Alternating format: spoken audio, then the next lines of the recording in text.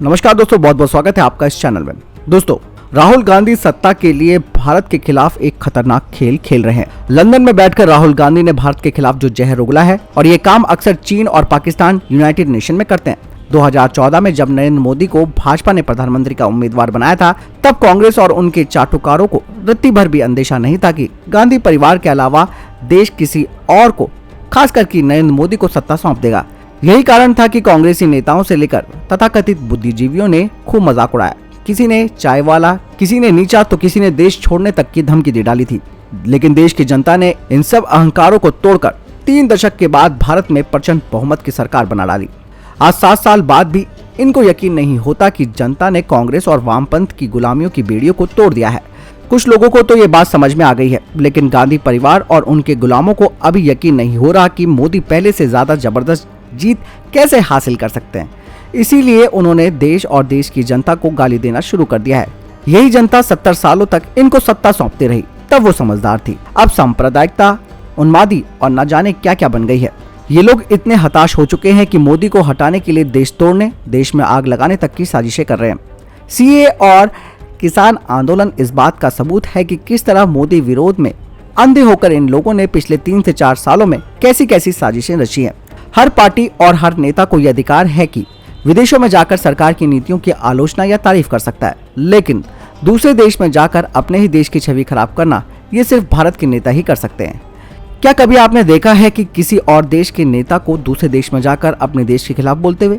लेकिन भारत का मौजूदा विपक्ष कुछ भी कर सकता है। लंदन में राहुल गांधी ने जो बोला वो कितना खतरनाक है, इसका अंदाजा भी नहीं लगाया जा सकता। राहुल गांधी के साथ उस सेमिनार में सीताराम येचुरी, तेजस्वी यादव समेत कई अन्य नेता मौजूद थे। लंदन के कैम्ब्रिज यूनिवर्सिटी में 10वीं पास तेजस्वी यादव को भाषण के लिए बुलाया जाता है। यह अपने आप में काफी है, और ये समझने के लिए भी ये सेमिनार क्यों और किसके लिए बुलाया गया था।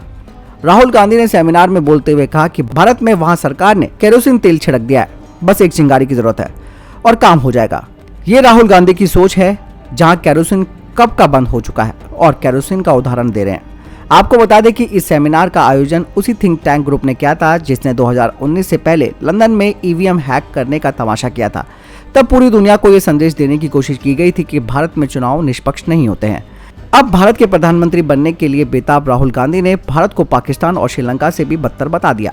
ये पूरी कोशिश इसलिए हो रही है क्योंकि प्रधानमंत्री मोदी विदेशों से जो निवेश लाने की कोशिश कर रहे हैं वे उसमें फेल हो जाए, क्योंकि पिछले 5 सालों से बेरोजगारी का रोना रोने के बावजूद देश के युवाओं को भरोसा मोदी पर बना हुआ है।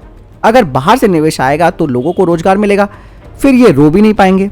गांधी परिवार और उनका पूरा इकोसिस्टम इस कदर बौखलाया हुआ है कि वो भारत को कभी यूक्रेन, कभी पाकिस्तान, तो कभी श्रीलंका बना देना चाहते हैं। मतलब किसी भी कीमत पर सत्ता चाहिए। इसके लिए वो भारत को देश तक नहीं मानते। पिछले 6 महीनों में वो संसद से लेकर विदेशों तक भारत को यूनियन ऑफ स्टेट बता रहे हैं।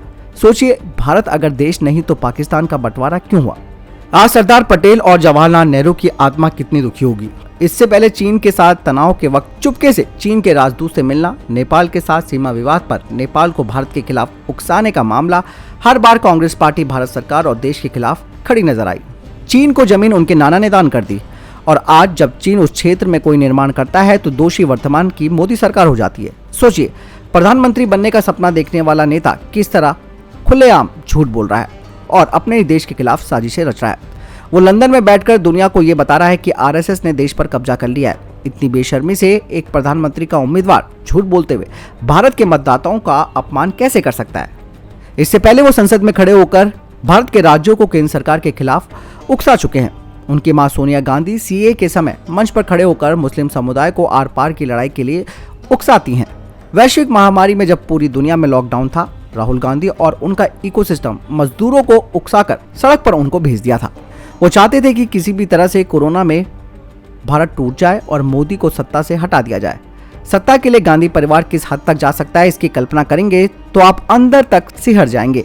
लेकिन धन्य है देश की जनता, जिन्होंने इनकी मक्कारी, झूठ और गुलामी की बेड़ियां तोड़कर अब आजाद हो गई है।